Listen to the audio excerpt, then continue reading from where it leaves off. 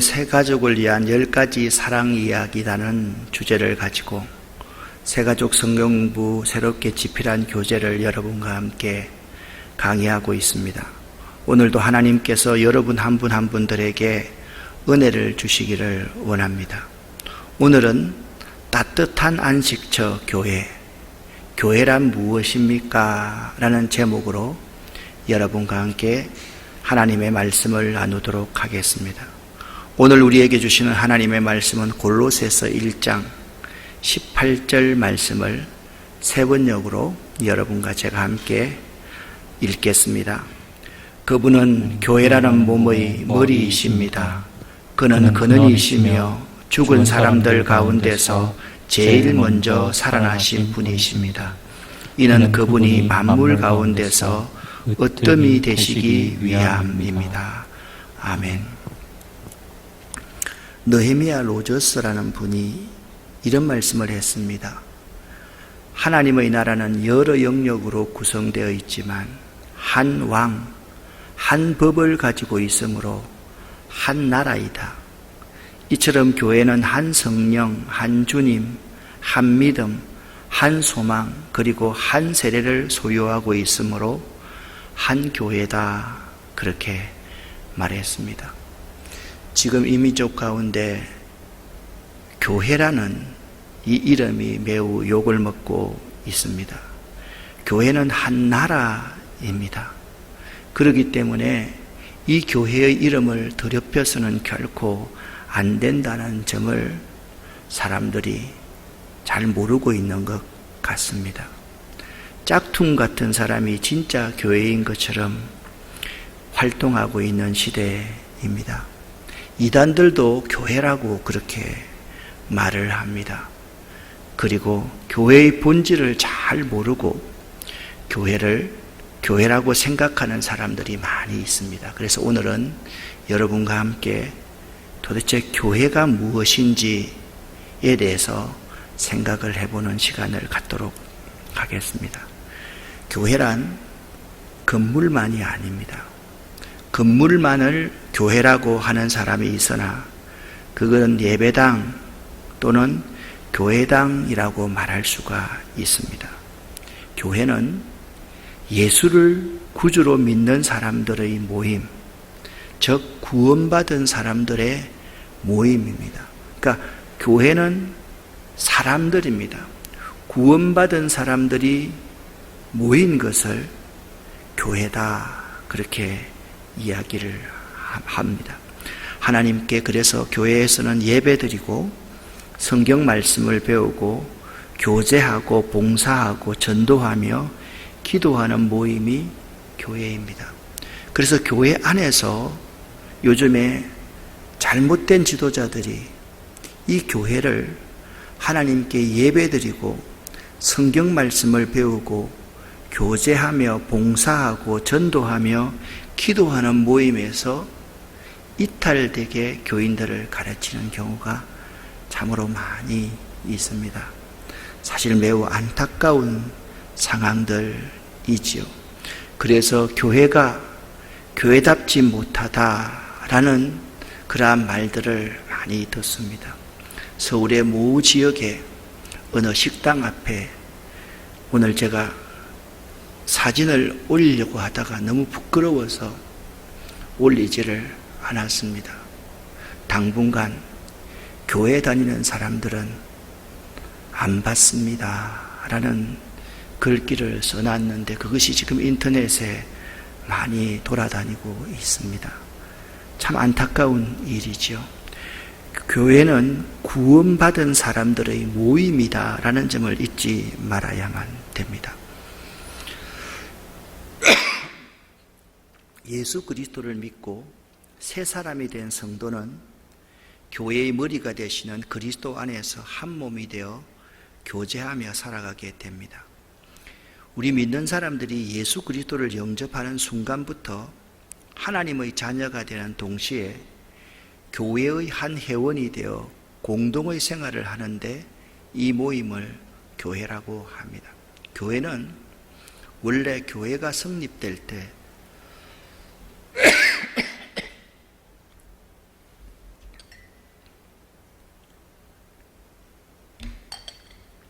교회가 세워질 때부터 철저하게 비정치적인 그러한 모임으로 교회가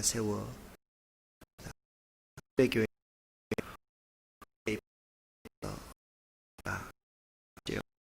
그런 롬 사람들 반대대로 자발적으로 예배들 이러한 사람들을 교회라고 말을 해. 이들은 교회 공동의 생활을 하여서 함께 먹고 하고 나누 했던 것입니다. 따라서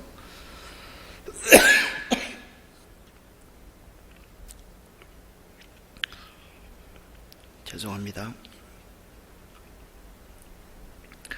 아무리 크고 화려한 교회 건물이 있어도 사람이 없으면 교회라 말할 수가 없습니다.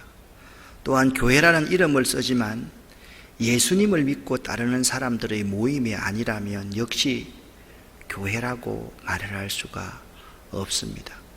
기독교 초창기에 이 교부들은, 교회의 지도자들은 교회의 표지를 크게 4가지로 말하였습니다. 즉 참된 교회란 이러한 교회이다 라고 말했습니다. 그 4가지는 교회는 하나의 교회이고, 교회는 거룩한 교회이고, 교회는 보편적인 교회이고, 교회는 사도적인 교회이다. 그러니까 교회의 이 표지 4가지, 이 4가지가 참된 교회이다 라고 그렇게 말을 했습니다. 그러니까 교회는 반드시 하나의 교회가 되어야 되고, 거룩한 교회가 되어야 되고, 보편적인 교회가 되어야 되고, 사도적인 교회가 되어야 된다. 교회는 하나이어야 되는 거죠. 그런데 하나인데 하나를 지향하지 않고 떨어져 나가는 그러한 교회를 교회라고 말들을 할 수가 없는데도 지금은 그렇게 되고 있습니다. 교회는 근본적으로 거룩한 곳입니다. 교회는요, 폐쇄적인 곳이 되어서는 안 됩니다. 교회는 보편적인, 모든 사람들이 다 공감할 수 있는 교회가 되어야만 됩니다. 오늘날 교회가 교회되지 않는 것은 바로 이런 모습 때문이죠. 교회는요, 믿는 사람들만을 위한 교회가 아닙니다. 믿지 않는 사람, 믿다가 교회 안 나오는 사람들을 위한 교회도 교회여야만 합니다. 그러니까 이렇게 생각할 수 있어야 됩니다. 나는 교회 안 나가는데 저 교회는 진짜 교회 같아. 그런 교회를 보편적인 교회라고 이렇게 이야기를 합니다. 오늘날 교회가 그러한 보편성을 다 잃어버렸습니다. 자기들끼리 모이고, 자기들끼리 좋아하고, 자기들끼리 내 목사님만 알고, 그러니까 교회가 욕을 먹게 되는 것이죠. 교회는 사도들, 주께로부터 권위를 부여받은 사도들이 치리에 나갈 때 그 교회를 교회라고 그렇게 말할 수 있는 것입니다. 하나님께서 그리스도인에게 주신 가장 축복된 제도는 가정과 교회입니다. 특히 교회는 현대를 살아가는 그리스도인들에게 매우 중요합니다. 그러므로 교회 생활은 그리스도인의 새로운 시작으로서 고통스러운 것이 아니라 즐겁고 재미있고 행복해야만 합니다. 그렇다면 여러분, 교회가 무엇입니까? 교회를 왜 나와야만 할까요? 이 부분을 여러분과 함께 생각할 수 있어야만 합니다. 교회는 건물이 아니라 공동체다. 예수를 믿는 사람이 모여있는 공동체다. 저는 선교의 핵심이 공동체라고 생각을 합니다. 그러니까 공동체를 이루어야지 선교가 되는 거예요. 우리 지역에서도 마찬가지입니다. 이 교회가 지역을 선교하려고 그러면 좋은 공동체가 되어야 됩니다. 공동체 안에는 어린아이부터 어른들까지 다 들어 있습니다. 해외 가서도 마찬가지입니다. 해외 가서도 어린아이들부터 어른들까지 다 모여있는 이 공동체가 해답임을 알아야만 합니다. 초기 기독교는 따로 건물이 없었습니다. 그 당시에 여러분, 교회를 건물로 떠올리는 그 자체가 생소한 일이었습니다. 그냥 함께 모여서 가정에서 식탁으로 교제하고 밥 먹으면서 교제하고 진지한 성경 연구와 토론 및 강론이 그곳에서 있고 그냥 앉으면 식사하고 나서 함께 하나님을 찬양하고 하나님을 높이면서 하나님의 말씀에 대해서 듣고 또한 사도들에 의해서 강론을 들었던 것이 초대교회 교회의 모습이었습니다. 그들이 기도할 때 성령에 이끌린 기도와 찬양이 초대교회의 특징이었습니다. 그래서 초대교회를 생각을 한번 해보시면 여러분도 알 겁니다. 초대교회를 생각하면 건물을 떠올리는 그 자체가 너무나도 생소했다라는 점을 여러분들이 알아야만 한다는 것입니다. 왜 이렇게 중세를 오면서 큰 예배당을 지으면서 이것이 교회다, 큰 예배당이 권위의 상징인 것처럼 그렇게 여기면서 많은 사람들에게 헌금을 하도록 했고 그 헌금을 통해서 큰 건물들을 유지하면서 그 건물이 지역사회 중심에 있게 만들었던 것이죠. 이 신약 성경에 보면요, 교회란 그리스도의 몸이다 라고 말씀하고, 그 그리스도의 몸이라는 것은 뭐냐면 예수를 중심으로 모인 공동체를 교회라고 말합니다. 그러니까 교회 안에서는요, 항상 예수 그리스도가 중심에 있어야만 합니다. 간혹 교인들이 모여가지고 서로 교제를 하면 예수님은 전혀 온데간데 없고요, 아이들 이야기, 남편 이야기, 시부모 흉보는 이야기, 세상 이야기, 이런 이야기만 하는 사람들이 많이 있습니다. 교회는 그리스도의 몸입니다. 교회에서 반드시 해야 될 것은, 이 공동체에서 반드시 해야 될 것은 뭐냐면 예수를 구주로 고백하는 그러한 모임이어야 한다라는 것입니다. 이 교회라는 말을 헬라어로 에클레시아라는 용어로 사용하였는데, 에크, 세상 속에서 부르심을 받은 무리라라는 뜻이 교회라는 뜻입니다. 그러니까 여러분, 오늘날 우리가 교회가 세상 속에서 부르심을 받은 무리이기 때문에 세상을 절대로 무시해서는 안 됩니다. 하나님이 세상을 이처럼 사랑하사 그렇게 말씀을 하셨습니다. 그러니까 하나님은요, 믿지 않는 이 세상을 정말 사랑하시는 분입니다. 우리를 욕하는 그들도 사랑하시는 분이십니다. 강하게 교인들을 욕하고 강하게 예수를 부인하는 사람들이 교회에 나와서 변화되는 모습을 하나님께서 매우 절개하시고 기뻐하시는 분이라는 사실을 알아야만 합니다. 교회란 이 세상에 있는 사람들을 하나님께서 불러내어서 모인 공동체를 의미한다라는 사실을 알아야만 합니다. 그렇기 때문에 교회라는 것은 예수 믿는 사람들이 모여서 예수를 구주로 고백하는 모임을 교회라 그렇게 이야기를 합니다. 이 교회는 반드시 우리들이 나와야만 되는 것입니다. 그래서 여러분들 또 두 번째 이런 질문을 해봐야만 합니다. 교회는 꼭 소속해야만 합니까? 많은 사람들이 교회의 모순에 대해서 이야기를 합니다. 교회가 모순이 있지요. 왜냐하면 교회라는 것이 사람들이 모인 곳이기 때문에 사람들은 모순이 있는 존재일 수밖에 없습니다. 이 세상에는요, 잘못이 없는 사람도 완벽한 제도도 없습니다. 교회도 잘못이 있을 수가 있습니다. 병든 자에게 의사가 필요하듯이 예수님은 의인을 부르러 온 것이 아니라 죄인을 불러서 해결케 하려고 오셨다라고 말씀하고 있습니다. 교회는 의인들이 모인 곳이 아니요 죄인들이 모여 회개하는 곳입니다. 이걸 잘못 해석하면요, 세상 사람들은 의인이고 교회는 죄인들만 모인다라는 것은 아닙니다. 교회에서 예수님을 구주로 고백하기 시작하면 그때부터 교인들은 내가 부족합니다, 내가 죄인입니다 라는 사실을 알고 깨닫게 되는 거죠. 죄라는 것은 이런 것이라고 배웠지 않습니까? 하나님 없이 나 혼자의 힘으로 이 세상을 살아가려고 하는 것, 그것이 죄라고 말씀을 드렸습니다. 교회는요, 자신을 죄인으로 고백하는 부족한 자들이 모인 곳입니다. 그러니까 자신을 하나님 앞에서 죄인으로 고백하는 부족한 자들이, 그래서 하나님의 도움이 필요합니다, 주의 도움이 필요합니다, 그 고백이 이 교회 공동체 안에 있는 것이죠. 예수님께서 성천하신 후에 남겨놓으신 것은 예수님의 몸된 교회였습니다.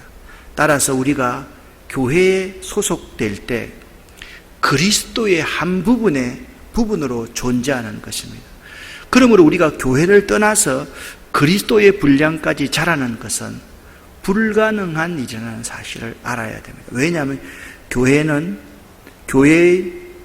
그리스도의 몸이고, 교회는 그리스도가 머리가 되시기 때문에 이 교회에 들어와야지 머리의 명령도 듣고 머리와 언론하게 되고 그분의 몸을 만들어가기 때문에 교회에 소속하지 않고서는 믿음이 자라는 것은 불가능하다라는 사실을 여러분이 알아야만 하는 것입니다. 자, 좀 더 구체적으로 설명하면 교회를 떠난다는 것은요, 그리스도와 분리되는 결과이기 때문에 교회와 교회의 공동체의 일원이 되어야 됩니다. 한 부분이 되어야 됩니다.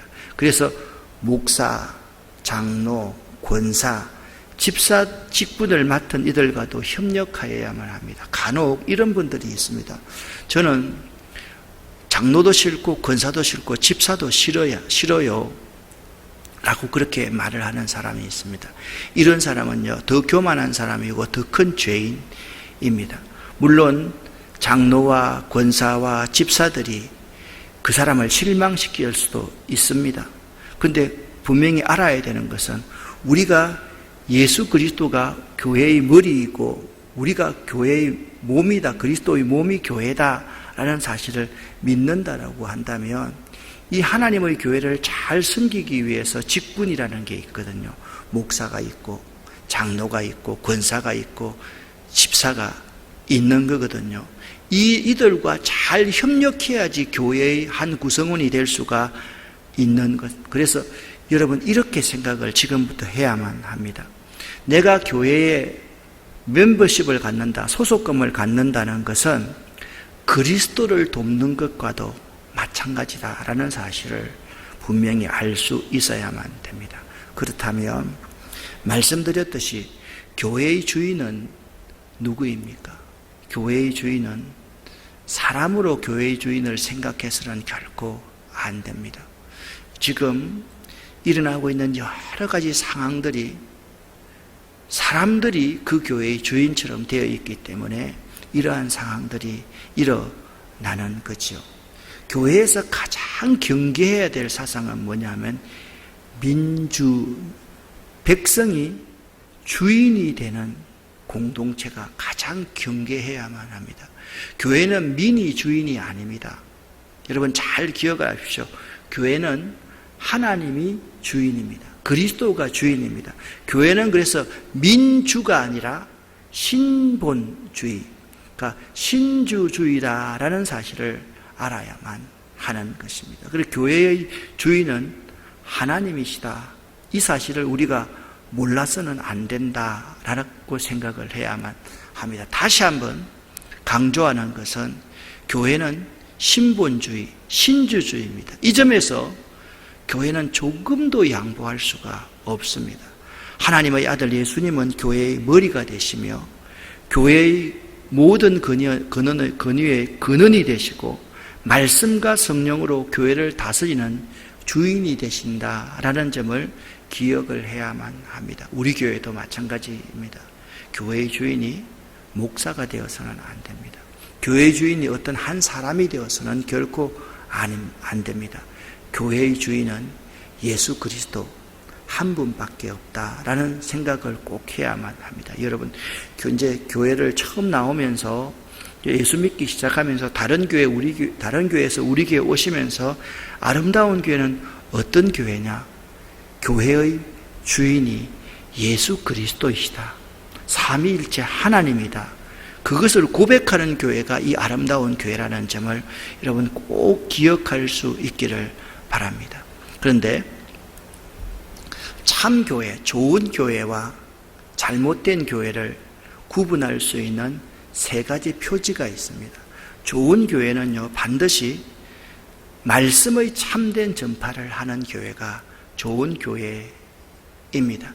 디모데후서 4장 1절 2절 말씀을 보면 하나님 앞과 살아있는 자와 죽은 자를 심판하실 그리스도 예수 앞에서 그가 나타나실 것과 그의 나라를 두고 엄히 명하노니 너는 말씀을 전파하라. 때를 얻든지 못 얻든지 항상 힘써라. 범사에 오래 참음과 가르침으로 경책하며 경계하며 권하라. 그렇게 말씀하고 있습니다. 디모데후서 4장 1절부터 2절 말씀은 분명히 이렇게 말합니다.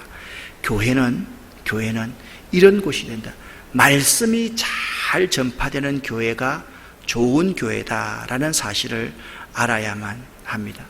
이는 교회의 가장 중요한 표지 가운데 하나입니다. 교회의 말씀 전파는 근본적으로 진실해야만 하며 신앙과 행위에 지배적인 감화를 주어야만 합니다. 여러분들이 이제 우리 교회에 와서 주일날 설교를 듣거나 새벽 예배 설교를 듣거나 수요 예배 설교를 들으면 제가 그리고 우리 목사님들이 말씀을 전할 때 다른 말씀을 하지 않습니다. 하나님의 말씀인 성경, 이 하나님 말씀인 성경도 있잖아요. 귀에 붙이면 귀걸이, 코에 붙이면 코걸이로 성경을 해석해서는 결코 안 됩니다. 하나님 말씀인 이 성경도 있잖아요. 우리가 잘 해석을 해야만 합니다.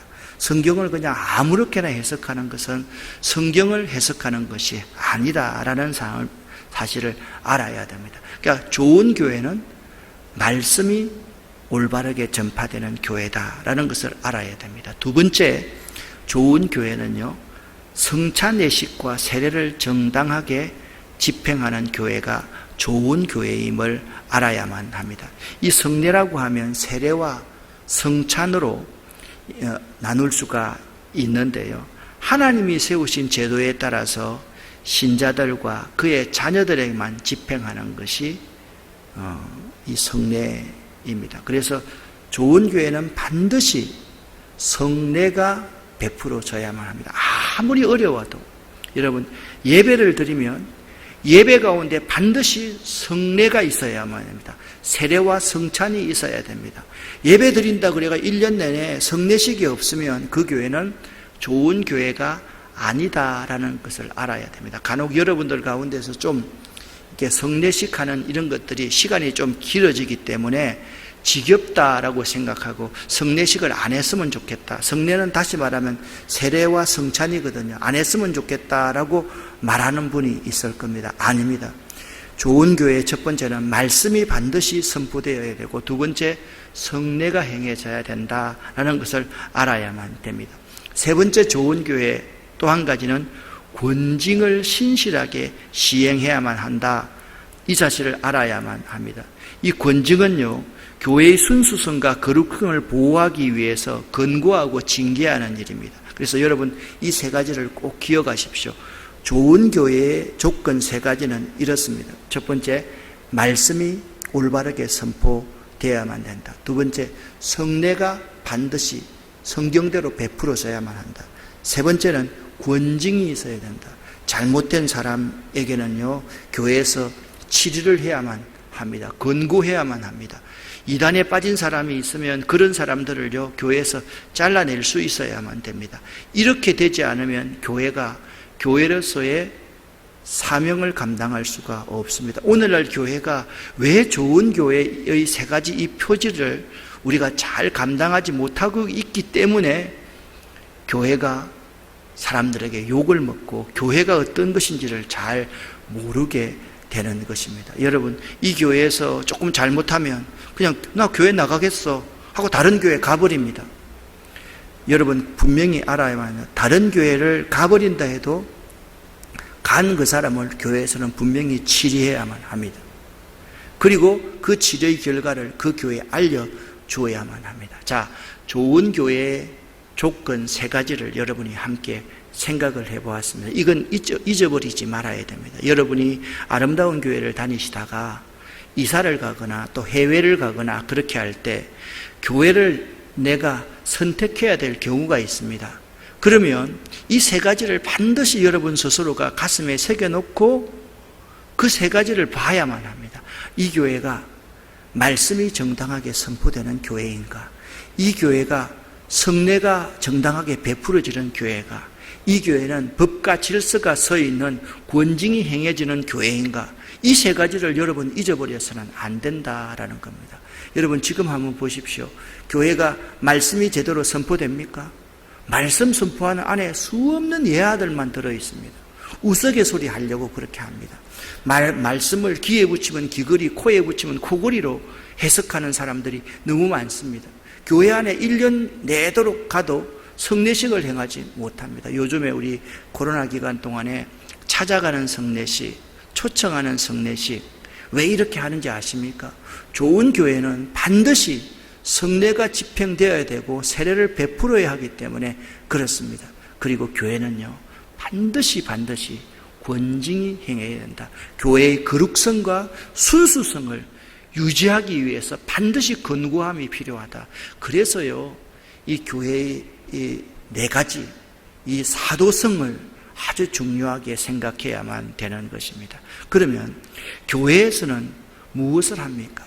교회의 사명에 대해서 우리가 생각을 해봐야 됩니다. 교회는 어떤 일인가? 5가지가 교회의 사명입니다. 이 5가지 사명만 우리가 생각하면, 그러니까 교회란 무엇입니까? 올바른 교회의 중요한 3가지의 표징은 무엇입니까? 그리고 교회의 사명은 무엇입니까? 이것이 매우 우리 가운데 중요하다라는 말입니다. 모든 교회는요, 해야 할 사명이 있습니다. 그 사명이 5가지입니다. 따라서 우리는 교회가 행하는 일들을 이해하고 배워가지 않으면 안 됩니다. 신자가 교회 생활을 외면하면 타락합니다. 그러니까 신자가 이 5가지를 외면하면 타락하게 된다라는 사실을 알아야만 합니다. 첫 번째, 교회의 사명은 예배드리는 일입니다. 교회는요, 이 예배를 양보하면 안 됩니다. 예배를 포기하면 안 됩니다. 여러분, 우리 국가에서 하는 이런 것에 대해서 우리가 반대하자는 게 아니에요. 만약 코로나 상황이 너무 엄중해서 우리가 예배를 드리면 이것 때문에 세상 사람들에게 폐해가 될 것 같으면 여기서 예배를 드리는 것을 안 드릴 수도 있습니다. 그러나 예배를 포기해서는 안 된다는 거예요. 주일날 이 자리에 나오는 사람들은 반드시 온라인에 앉아서, 여러분 집에서 앉아서 예배를 드리지 않으면 안 된다. 그것이 교회의 사명이다라는 것을 알아야만 합니다. 교회는요, 예배하기 위해서 존재하는 곳입니다. 교회, 우리가 예수 믿는 사람으로서 우리 가족들이 모였다면 가족들 가운데 가장 먼저 해야 될 일이 예배하는 일이다라는 사실을 알아야만 합니다. 그래서 예배는 우선이 되어야 된다. 이 교회의 사명 가운데 가장 기본이 예배여야 한다라는 사실을 알아야만 합니다. 예배 없는 교육과 봉사와 선교와 교제는 무의미합니다. 제가 개척교회를 할 때 있잖아요. 지금부터 23년 전이죠. 집사님 한두 분이 교회를 위해서 봉사를 한다고 그렇게 이야기를 합니다. 봉사라는 게 뭡니까? 개척교회에서는 밥을 해가지고 밥도 같이 먹고 이렇게 하잖아요. 그런데 그분들이 예배를 안 드리는 거예요. 왜 예배를 안 드리냐? 뭐라고 말하는가 하면, 이렇게 봉사하는 것도 예배 아니에요, 목사님. 나 시간이 없어요. 그런 말을 할 때 제가 깜짝 놀랐습니다. 그때 제가 그분들에게 이런 말을 했습니다. 다음 주부터 밥을 안 먹더라도 우리는 예배를 꼭 드려야만 합니다. 예배 안 드리고 예배 시간에 이렇게 앉아가지고 반찬하고 밥하는 거, 이거 하나님이 기뻐하지 않습니다 라는 말씀을 드렸습니다. 물론 고쳤지요. 그런데 여러분, 교회의 사명 가운데 첫 번째가 예배다라는 사실을 알아야 됩니다. 교회의 사명 두 번째는 가르치는 임을 알아야만 합니다. 예수님은요, 제자들을 모아놓고 제일 먼저 하셨던 일이 그들에게 교육하셨습니다. 제자 훈련을 시켰습니다. 교회는요, 계속해서 교육해야만 합니다. 초대교인들은요, 배우기를 힘썼고 배우기 위해서 열심히 모였습니다. 오늘날 우리 교회가 모임을 갖지 못하니까 가르칠 수가 없고 배우지를 못합니다. 목사님, 온라인으로 하면 되잖아요.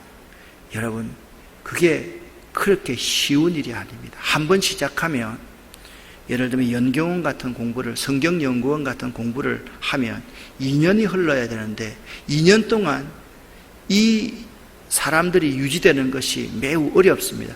2년 동안 유지될 수 있는 일이 아니라면 처음부터 시작하지 않는 것이 매우 좋다라는 사실을 알아야만 합니다. 여러분, 교육받는 것이 쉽습니까? 공부하는 것이 쉽습니까? 쉽지 않습니다, 여러분. 중간에 위기도 있고요, 재미도 없을 때도 있고요, 가기 싫을 때도 있고, 다 그런 거예요. 그런데 중요하게 생각해야 되는 것은 뭐냐면, 교회는 교육해야 되고 교육을 받아야 한다. 그것이 교회의 사명이다라는 사실을 알아야만 합니다. 사도들은요, 하나님의 말씀을 배움으로 하나님의 뜻을 알고, 성도들은 하나님 말씀을 배움으로써 하나님 뜻이 무엇인지를 알고 믿음을 견고하게 가지게 되고 경건한 생활을 하고 심령이 자라나는 것이기 때문에 교회에서는 이 교육을 멈춰서는 안 됩니다. 자, 보세요. 첫 번째, 하나님 말씀을 배워야지 하나님의 뜻을 압니다. 두 번째, 견고한 믿음을 가지게 됩니다. 그리고 경건한 생활을 하게 됩니다. 그리고 그가 성장한다라는 점을 알아야만 하는 거죠. 그렇기 때문에 교회는 이 교육이 멈춰져서는 안 된다라는 점을 여러분이 꼭 명심해야만 합니다. 세 번째 교회의 사명은 뭐냐면 복음 전파입니다. 예수님은 제자들에게 전도하라, 땅끝까지 복음을 전하라 라고 말씀했습니다. 그래서 전도는요, 해도 되고 안 돼도 되는 것이, 안 해도 되는 것이 아닙니다.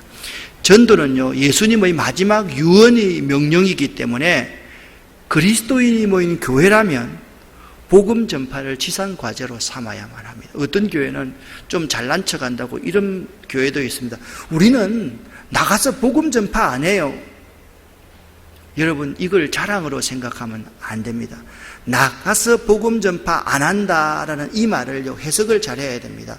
나가서 그냥 지하철에 가가지고 고함 지르면서 복음을 전파하거나 지하철역에 가가지고 나누어주는 그런 것 안 한다. 그런 것은 하는 교회도 있고 안 하는 교회가 있습니다. 근데 요즘에는 그렇게 하는 것을 사람들이 그렇게 좋아하지 않기 때문에 사람들이 좋아하지 않는 복음 전파의 방법은 지양하는 것이 좋습니다. 사람들이 좋아하는 복음 전파의 방법을 할 수 있어야만 됩니다. 어떻게 합니까? 관계 안에서 관계를 맺고 그들에게 복음을 전파합니다. 그들을 섬겨주고 어려운 그들을 섬겨서 그들에게 복음을 전파하는 이러한 일들은 복음 전파를 지상 과제로 삼지 않으면 안 된다라는 것입니다. 복음 전파하면 꼭 노방전도를 생각을 하고 복음 전파를 하면 사람들에게 고함을 지르면서 해야 된다고 생각하는 것이 잘못된 것입니다. 교회 공동체, 교인들이 모여있는 교회라고 하면 반드시 그의 사명이 복음 전파라는 사실을 잊지 말아야만 하는 것입니다. 내가 복음의 소식을 듣고 예수를 믿었던 것처럼 다른 사람에게도 예수의 굿뉴스를, 예수에 관한 굿뉴스를 반드시 전할 수 있어야만 된다라는 것입니다. 네 번째 교회의 사명은 무엇입니까? 친교하는 일입니다. 교제하는 일입니다. 이 친교한다라는 것을 잘못 해석해서 사람들이 노는 것이다, 서로 그렇게 생각을 하는데, 이 친교라는 것은 이런 의미를 가지고 있습니다. 예수님은 우리를 사랑하셨으며 서로 사랑하라고 가르쳤습니다. 친교한다, 교제한다는 것은 서로 성도들 간에 사랑하는 것을 완성하는 것이 친교하고 교제하는 것이다 라는 것을 알아야만 됩니다. 그러니까 모여가지고 날마다 사람을 헐뜯거나 모여가지고 사람을 비난하거나 모여가지고 자기 이야기만 하는 것은 교제가 아닙니다. 모이면 성도 간에 사랑이 새록새록 싹틀 수 있도록 해줘야만 합니다. 어떤 권사님들은 보면 손주 이야기만 나오면 탁 말을 가로채가지고 자기 손주 자랑을 하는 사람이 있습니다. 이것은 교제하는 게 아닙니다. 교제를 깨트리는 겁니다. 어떤 사람은요, 시어머니 이야기만 나오면 젊은 사람이 시어머니 욕하는 사람이 있습니다. 이런 것은 교제가 아닙니다. 정말 중요한 것은요, 내가 말을 하고 싶어도 그 말을 자제하고 들어줄 줄 아는 것이 교제, 친교임을 알아야 됩니다. 그래서 교제의 우선순위는 내가 말을 많이 하는 것이 아니라 상대의 입장을 배려하고 상대에 대해서 많이 이해하면서 상대를 들어주는 것, 그래서 화목해 하는 것, 사랑이 싹트게 하는 것, 사랑하도록 만드는 것, 그것이 교제, 친교임을 잊지 말아야만 합니다. 초대교회는요, 성도들이 모일 때마다 식사하며 친교, 교제했습니다. 그래서 외부에 있는 믿지 않는 사람들이 이 교회에 들어오면 이 교회의 공동체 이 자체가 사랑 덩어리인 거예요. 너무 배울 것이 너무 많은 거예요. 제가 어릴 때만 하더라도요, 이런 생각을 많이 했습니다. 저는 이제 중학교까지는 교회를 안 나갔거든요. 교회 나가는 아이들, 교회 나가는 여학생들, 이렇게 하면 착한 애다. 쟤는 참 착한 애다. 그것이 대세였습니다. 여러분 그렇지 않습니까? 그런데 요즘은 어땠습니까? 교회 나가는 아이들, 야근 애다. 이기적인 애다. 개인적인 사람이다. 그런 소리를 우리가 많이 듣습니다. 이것은 교회 안에서 이 교제를, 친교를 잘못 이해했기 때문이다라는 점을 여러분이 꼭 명심해야만 됩니다. 교회 안에 친교에는 꼭 두 가지가 필요합니다. 두 날개처럼 두 가지가 필요합니다. 하나는 사랑이 필요하고 하나는 화목이 필요하다라는 것을 알아야 됩니다. 사랑할 수 있게 하고 서로 간에 화목을 유지하는 것, 이것이 교회의 교제, 친교의 가장 중요한 겁니다. 그래서 사랑하고 화목하기 위해서 필요한 것이 무엇입니까? 함께 식사합니다. 내 것을 다른 사람에게 내놓는 겁니다. 그래서 상대에게 사랑을 가르치고, 그래서 상대가 항상 피스메이커가 화평케 하는 자로 만들어가는 것이 교제이다라는 점을 여러분 잊지 마시기를 바랍니다. 자, 마지막 한 가지입니다. 교회는요, 교회의 사명은요, 이웃에게 봉사하는 일이 교회의 사명입니다. 봉사라는 것이 무엇인지 아십니까? 하나님의 사랑에 대한 우리의 반응, 우리의 응답입니다. 그래서 우리가 이웃을 위해서 봉사한다, 교회가 봉사한다라는 것은 다른 말로 하면 하나님께 그저 많은 은혜를 받았기 때문에 이 은혜를 다른 사람에게 전달한다, 유통한다, 이런 의미가 교회의 봉사를 의미임을 알아야 됩니다. 그러니까 교제를 통해서 있잖아요, 우리가 서로 사랑을 배워가고 먼저 온 분들, 먼저 섬기는 분들, 아, 저렇게 사랑하는 거구나, 저렇게 이 공동체에 서로 다른 사람들을 화목해 하는 거구나, 그걸 배우고 나서 그 하나님의 사랑에 대한 우리의 반응을 이제 우리 속으로 두지 않고 이웃을 향해서 나아가는 것, 그것이 봉사라는 사실을 알아야 됩니다. 어떻게 보면요, 교회 안에서 봉사하는 것은 진정한 봉사가 아닙니다. 우리의 봉사가 세상 사람들에게 나아갈 때 진정한 봉사임을 알아야만 합니다. 그래서 우리가 정말 교회를 위해서, 교회라고 한다면 우리 한 사람 한 사람이 봉사할 수, 하나님의 사랑에 대해서 반응할 줄 알아야 된다라는 것을 알아야만 됩니다. 그래서 봉사라는 것을 이렇게 정의할 수가 있겠습니다. 하나님의 사랑에 감사하여 그 은혜를 만분의 1이라도 보답하려는 마음의 표현이 봉사인 것입니다. 봉사는 억지로 하는 것이 아닙니다. 자원해서 하는 것이죠. 그리고 봉사는 기쁜 마음으로 하나님과 이웃을 향해서 수고하는 것이지 보수를 바라지 않고 하는 것이 봉사입니다. 여러분들 이제 우리 교회가 이런 것들을 지키려고 참 노력을 많이 하는데, 예를 들면 성가대 한다. 성가대 지휘자가 있으면 다른 교회는 성가대 지휘자에게 사례를 이렇게 합니다. 반주자에게도 사례를 합니다. 솔리스트들에게 사례를 합니다. 우리 교회는 그렇게 하지 않습니다. 그러면 목사님, 성가대 좀 수준이 좀 떨어지지 않겠습니까? 떨어져도 좋습니다. 교회의 사명이 무엇인지를 바로 알아야 됩니다. 하나님께 받은 은혜에 감사해서 하나님 앞에 반응하는 것이 교회인데, 하나님께 우리가 받은 것이 뭐 돈 주고 받았습니까? 돈 주고 샀습니까? 어떻게 했습니까? 값없이 받은 거 아닙니까? 우리가 하나님께 받은 모든 것이 다 값없이 받은 겁니다.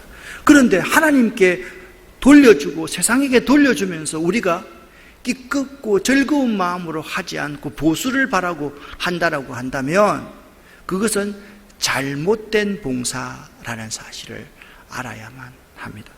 여러분, 우리 아름다운 교회에 이제 등록하고 아름다운 교회 신앙생활을 하기 시작했는데요. 우리 교회는 여러 기관이 있는데 우리 교회의 여러 기관은 한마디로 말하면 공동체입니다. 공동체입니다. 이 공동체의 특징을 아까 어떻게 말씀을 여러분에게 드렸습니까? 어린아이부터 어른까지 함께 그곳에 모여 있는 것이 공동체입니다. 우리 베들레헴 공동체, 빵 만드는 공동체를 한번 생각해 볼까요? 박명철 집사님, 금미련 집사님, 아이 우신이도 빵 만드는 공동체에 이렇게 와서 날마다 회원으로, 요즘은 어린이집 가기 때문에 못 오는데 그 아이부터 70대 후반이 되시는 우리 근사님들까지 그 공동체에 다 모여 있습니다. 여러 공동체가 있습니다. 그래서 이 공동체에 여러분들이 가입하셔서 보람찬 매일매일의 신앙생활을 할 수 있도록 그렇게 우리 교회는 여러 공동체를 만들어 놨습니다. 하나님의 사랑을 실천하는 마음의 표현으로부터 내가 할 수 있는 작은 것에서부터 조금씩 점차적으로 봉사할 수 있었으면 참 좋겠다. 오늘 여러분이 교회에 대해서 함께 생각을 하면서 앞으로 교회에서 봉사하고 싶은 일을 여러분이 한번 생각해 보시기를 바랍니다. 우리 교회가 먼저 믿는 우리들이 여러분을 잘 도울 것입니다. 교회가 무엇인지, 좋은 교회는 어떤 특징이 있는지, 교회의 사명이 무엇인지를 오늘 여러분과 함께 생각해 보았습니다. 잘 기억하시고 교회가 무엇인지, 좋은 교회는 어떤 표지를 가지고 있는지, 교회의 사명이 무엇인지를 마음속 깊이 새기시는 여러분 되시기를 예수 이름으로 간절히 부탁을 드립니다. 기도하겠습니다. 살아계신 아버지 하나님, 감사합니다. 고맙습니다. 하나님께서 오늘 우리들에게 교회가 무엇인지에 대해서 가르쳐 주심을 감사합니다. 좋은 교회가 어떤 교회인지를 배울 수 있게 도와주셔서 감사합니다. 교회는 어떤 사명을 가지고 있는지를 가르쳐 주셔서 참 감사합니다. 가장 중요한 예배드리는 이 일, 여러분 우리 모두가 다 포기하지 않도록 도와주시옵소서. 예수 그리스도 이름으로 간절히 기도드렸습니다. 아멘.